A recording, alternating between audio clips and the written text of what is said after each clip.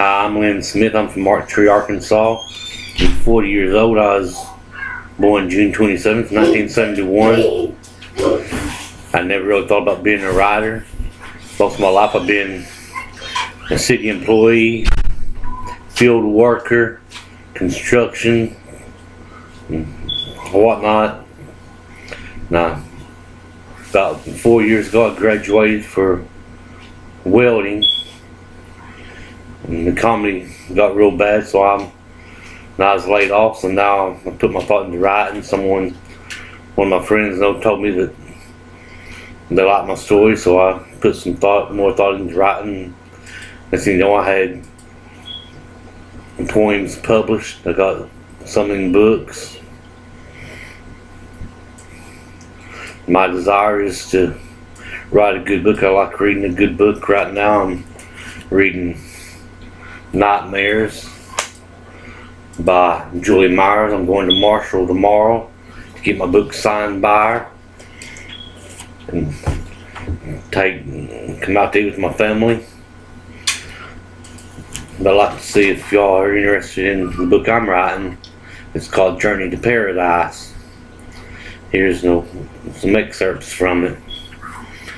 16th August 1786, 5 o'clock Wednesday morning, blue-eyed Teddy Wilson is sitting on an old pine wood bench outside the two-room cottage of his home. He gazed out across the fruitful wheat field that was ready to harvest. His folks, Uncle Nathan and Uncle Charles, would be along soon to help with the reaping of the field. Elliot Wilson pushes over with his foot the heavy, rounded maple tree stump. He rolls it to his son's right side as he slips his suspenders off his shoulders and squats to his stump to sit. The morning was still and quiet, except for the sound of Mary Wilson sharpening the shears to give the guys a fresh haircut with. "Daydreaming about a girl, son?" asked Elliot. "How do you know, Father? I never mentioned anything," replies Teddy. "I too was a young man, 19 years old, just as you. No females around, just work, chores, and brothers. I know that lonesome stare, son. Do you know someone?" "No, Father, I don't know her. I only seen her, and she saw me. She was beautiful, with her smiling at me for one moment. I held her only in my imagination," replied Teddy. "Expect you may see her again, son?" questions Elliot. "She might have smiled behind me. I'm just a poor filthy boy." Murray comes out with the shears laid in a tin bowl of water and sits the bowl on Elliot's lap. She stands in front of him with her hands on her hips, trying to frown and be serious, waiting for Elliot to look at her face.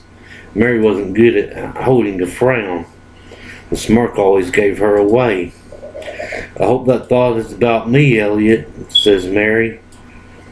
And the two men look up at Mary with grins spread across their faces. "I know Teddy's look is a young man dreaming of a girl, but your thoughts are reminiscing of younger days, Mr. Elliot," continues Mary. "Well, let's get our hairs cut, son. What do you say?" speaks Elliot. "Yes, sir, let's do," replies Teddy. Away from Norwich, in the more prosperous city of London, at 10 minutes till 6 o'clock in the morning, Beth Wood sits on the edge of her bed, 17 years old, usually a very happy, energetic young lady, but at this moment not so happy, and immensely distressed after hearing from her parents that when she turns 18 in April, she will marry the wealthy gentleman Darrell Wiggins. He is no gentleman to Beth. She believes it takes more than money to be a gentleman. Beth was in tears over the situation. She could never love Darrell.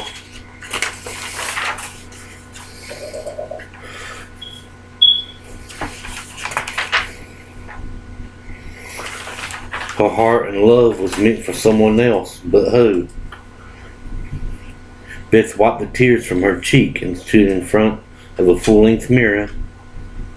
in her white cotton gown and matching white bed cap on her head, with their long blonde hair tucked underneath, and bright blue eyes looking back at her from her reflection.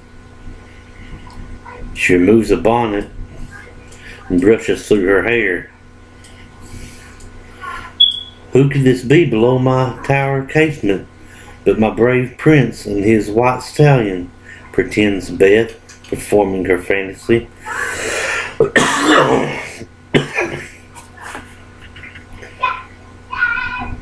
Reversing back to the Wilsons' home in Norwich, Teddy and his father were walking towards the wheat field to begin the day's work.